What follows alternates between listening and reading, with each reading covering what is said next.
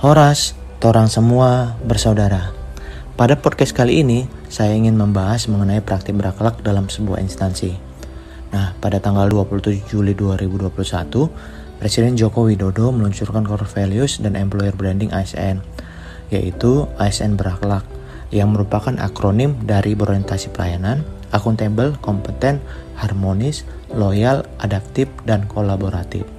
Di mana core value ini untuk memastikan bahwa ASN mengedepankan nilai berorientasi pelayanan dalam pelaksanaan tugasnya dan dimaknai bahwa setiap ASN harus berkomitmen memberikan pelayanan prima demi kepuasan masyarakat.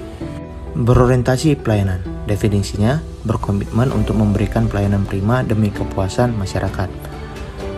Akuntabel, definisinya bertanggung jawab atas kepercayaan yang diberikan. Kompeten, definisinya terus belajar mengembangkan kapasitas dan kapabilitas. Harmonis, definisinya saling peduli dan menghargai perbedaan. Loyal, definisinya berdedikasi dan mengutamakan kepentingan bangsa dan negara. Adaptif, definisinya terus berinovasi dan antusias dalam menggerakkan ataupun menghadapi perubahan. Kolaboratif, definisinya membangun kerjasama yang sinergis. Salah satu contoh instansi pemerintah yang saya ambil dalam menerapkan nilai berakhlak adalah Badan Kependudukan dan Keluarga Berencana Nasional atau disingkat BKKBN, yang mana lembaga ini adalah lembaga non-kementerian yang berada di bawah dan bertanggung jawab kepada Presiden melalui Menteri Kesehatan. BKKBN mempunyai tugas melaksanakan tugas pemerintahan di bidang pengendalian penduduk dan penyelenggaraan keluarga berencana. 1. Berorientasi pelayanan. Dalam memberikan pelayanan prima demi kepuasan masyarakat, BKKBN mengeluarkan banyak program yang solutif, seperti 1. Program dahsyat, Dapur Sehat Atasi Stunting. Program ini merupakan upaya memanfaatkan potensi pangan lokal yang sehat, lezat dan bergizi, serta kekinian melalui kegiatan teori dan praktek pengolahan pangan oleh para ahli kuliner lokal. Dahsyat bukan hanya berupa kegiatan sosial, tapi sebuah kegiatan ekonomi kreatif. 2. Untuk mempermudah pelayanan dan konsultasi KB, BKKBN membuat program Klik KB yang bekerja sama dengan Kalbe Nutrition dan Klik Dokter, di mana masyarakat bisa terhubung langsung dengan bidan melalui live chat serta bisa membooking jadwal janjian konsultasi secara tatap muka. 3. Dalam pencegahan stunting, BKKBN membuat aplikasi elektronik siap nikah dan hamil atau disingkat dengan LCMIL. Aplikasi ini berguna untuk mendeteksi lebih awal terhadap potensi bayi yang akan dilahirkan dengan melihat kondisi calon pasangan pengantin. 4. Aplikasi GoLantang merupakan hasil pengembangan dari aplikasi Lansia Tangguh yang sudah ada sejak tahun 2017. GoLantang dengan berbagai fitur berupaya untuk memenuhi seluruh kebutuhan lansia hingga artikel berisi informasi yang selalu up to date. Selain itu, GoLantang juga memiliki menu berjudul COVID-19 yang berisi informasi seputar perkembangan COVID-19. Dari beberapa program yang saya paparkan tadi, BKKBN telah berorientasi pelayanan, di mana BKKBN menghasilkan program-program solutif, dapat diandalkan, dan dapat memenuhi kebutuhan masyarakat. 2. Akuntabel. Dalam penerapan nilai akuntabel, salah satu indikatornya ialah penggunaan barang milik negara secara bertanggung jawab, efektif, dan efisien. Salah satu barang milik negara yang ada di BKKBN ialah Alokon, alat obat kontrasepsi. Dalam pencatatan dan pelaporan logistik Alokon, BKKBN mengembangkan SIRIKA, Sistem Informasi Rantai Pasok Alokon, yaitu sistem pengolahan data pelaporan logistik dan pengelolaan di gudang secara digital. Sistem ini dapat mengoptimalkan rantai pasok Alokon agar tidak terjadi kelebihan ataupun kekurangan stok di sebuah provinsi sehingga penggunaannya menjadi lebih efektif. Guna mendukung transparansi, BKKBN juga memiliki website yang mana di dalamnya terdapat keterbukaan informasi publik yang dapat diakses oleh siapapun. 3. Kompeten. Guna mendukung pengembangan kompetensi pendidikan dan pelatihan di bidang kependudukan dan keluarga berencana, BKKBN memiliki situs e-learning BKKBN. Juga ada beberapa program pengembangan BKKBN dalam pengembangan kompetensi pegawainya, seperti pelatihan videografi dan editing, serta pelatihan karya tulis ilmiah. 4. Harmonis.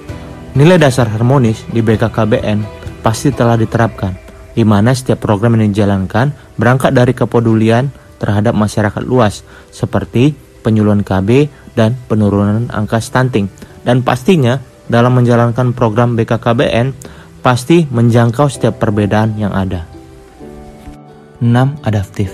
Seperti yang sudah dijelaskan di nilai berorientasi pelayanan, terlihat BKKBN menerapkan nilai berakhlak adaptif, di mana setiap program pelayanan yang diluncurkan merupakan bentuk antusias BKKBN dalam menggerakkan ataupun menghadapi perubahan yang ada, serta terus berinovasi dan mengembangkan kreativitas seperti Klik KB, LCMIL, dan Go Lantang.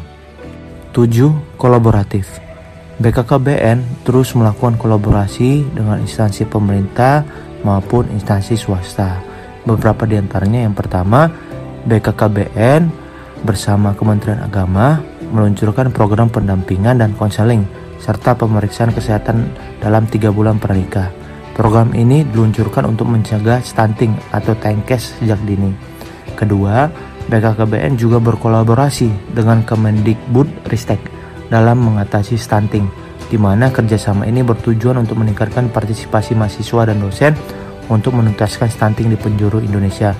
Ketiga, BKKBN juga melakukan kolaborasi dengan Kalbe Nutrition dan Klik Dokter, yaitu program Smart Sharing atau Klik KB, di mana program ini bertujuan untuk memberikan edukasi seluas-luasnya kepada masyarakat bagaimana mempersiapkan ketahanan kesehatan keluarga untuk mencegah stunting, menurunkan angka kematian ibu melahirkan, dan menurunkan angka kematian bayi. BKKBN juga banyak melakukan kolaborasi dengan pihak swasta dan pihak BUMN guna mendukung percepatan penurunan angka stunting, seperti berkolaborasi dengan Danan, Astra International, MED, Tanoto Foundation, Unilever, Kalbe, serta Bulog.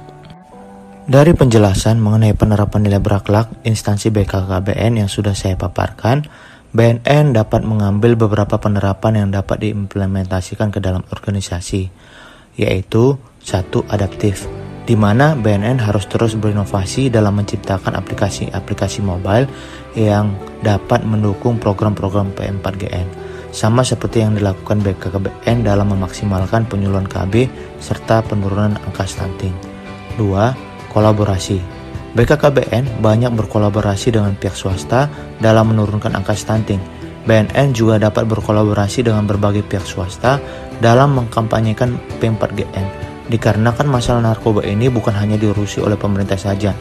Contoh kecilnya bisa membuat kegiatan pojok narkoba, pesan pegawai siaga narkoba, dan memutarkan mars BNN sebelum bekerja atau di jam tertentu, yang mana bisa menjadi trigger bagi pegawai ataupun karyawan di perusahaan tersebut.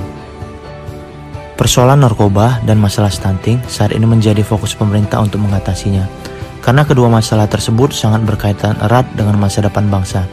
Sebab narkoba dan stunting sama-sama mengancam kualitas generasi penerus bangsa. Sekian dari saya, terima kasih. Horas, torang semua bersaudara.